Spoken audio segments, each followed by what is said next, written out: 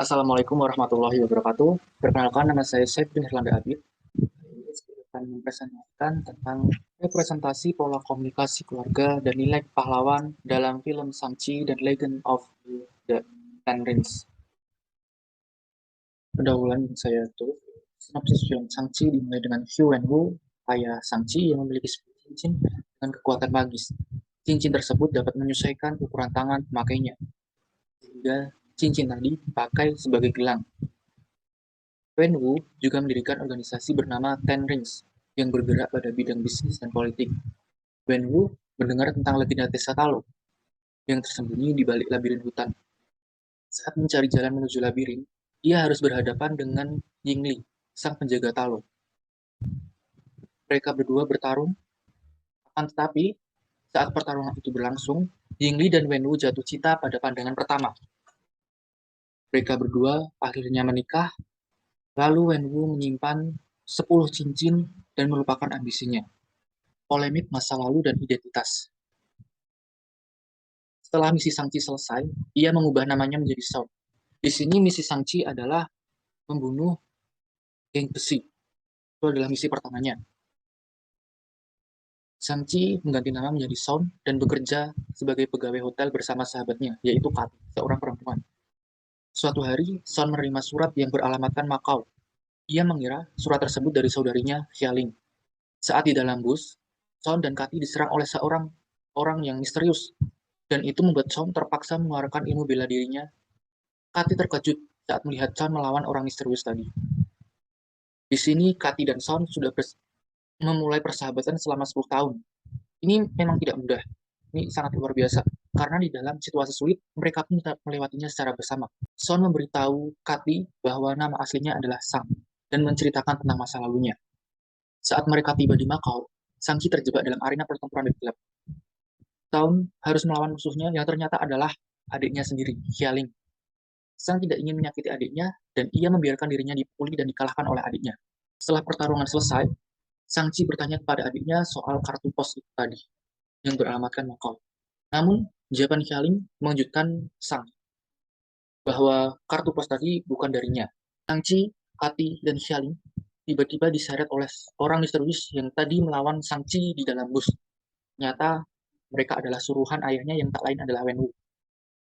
Shang-Chi, Kathy, dan Xialing tiba di markas 10 cincin dan kemudian bertemu dengan pemimpin organisasi yang tak lain adalah Wenwu, ayahnya sendiri. Pada reuni keluarga, Wenwu menyampaikan misinya menaklukkan desa Talu. Jika benteng desa dihancurkan, maka akan ada binatang buas yang menghancurkan manusia. Disinilah konflik muncul. Apakah Shang-Chi harus mengikuti ayahnya atau menyelamatkan dunia? Nilai kepahlawanan dalam film ini adalah garis besar dari keseluruhan film dan plot dalam film Shang-Chi and The Legend of the Ten Rings dapat menjadi topik yang menarik dan menjadi objek penelitian dalam menganalisis nilai pahlawan dalam sebuah film Marvel. Research Method.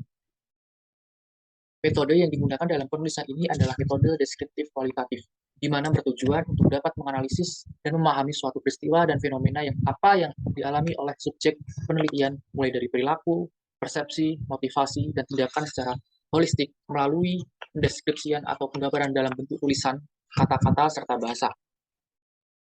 Teknik pengumpulan data yang penulis gunakan adalah teknik observasional untuk menganalisis secara kritis setiap adegan dalam film. Result and discussion. Pembahasan yang akan saya sampaikan di sini adalah communication pattern, the equality pattern, and the balance pattern. Yang pertama adalah reality level. Pada tataran realitas ini, Rizka menjelaskan bahwa tayangan atau tayangan televisi akan memunculkan realitas peristiwa seperti penggunaan pakaian, suasana, kondisi, lingkungan, perilaku tokoh, percakapan, gerak tubuh, ekspresi, suara, dan lain-lain. Karakter ini menampilkan sikap yang sangat lembut dari perilakunya hingga kata-katanya kepada putranya Shang-Chi. Sikap seperti itu akan membuat karakter Shang-Chi menjadi pribadi yang kuat, tangguh, dan tegas, yang menantang perilaku yang dapat merugikan orang lain. Saya menentang perilaku yang merugikan orang lain. Dalam sikap heroik dari pihak orang tua, dapat dikatakan bahwa jika kita sebagai orang tua tidak membedakan antara putra dan putri kita dan memberikan kasih sayang yang sama kepada anak-anak kita tanpa membandingkan satu dengan yang lain. Yang kedua adalah representation level. Pada level ini, membuat elemen-elemen seperti editing, musik, kamera, lighting, and sound. Unit-unit tersebut menjadi elemen yang kemudian menjadi kode atau tanda yang dapat direpresentasikan oleh sebuah karakter atau karakter lainnya. Josephus menjelaskan bagaimana realitas atau fenomena yang muncul dalam siaran televisi dikodekan oleh kode-kode sosial yang berlaku di masyarakat, yang dibangun dan dikonstruksi dalam 3 tahap atau tatanan. Yang ketiga adalah ideologi level. Pada tataran ideologis, orang tua saling memberi ruang dan kesempatan yang adil bagi kedua anaknya. Jingli menjelaskan bahwa kehidupan anak-anak mereka akan sangat dipengaruhi oleh kehidupan ayah dan ibu mereka. Jingli mengatakan bahwa baik buruknya sikap dan perilaku orang tua pasti akan muncul dan tumbuh dalam diri seorang anak. Sangchi besoknya akan memiliki kekuatan yang dimiliki oleh ibunya. Selanjutnya, The Monopoly Pattern. Dalam film Sangchi, sosok yang paling banyak digambarkan dalam pola ini adalah ayah Wenwu. Sosok yang mendominasi seluruh belahan dunia. Ia telah hidup selama ribuan tahun dan menaklukkan berbagai belahan dunia. Sosok ayah ini sangat ambisius dengan apa yang diinginkannya, hingga merelakan nyawa orang lain untuk mewujudkan apa yang diimpikannya. Reality level.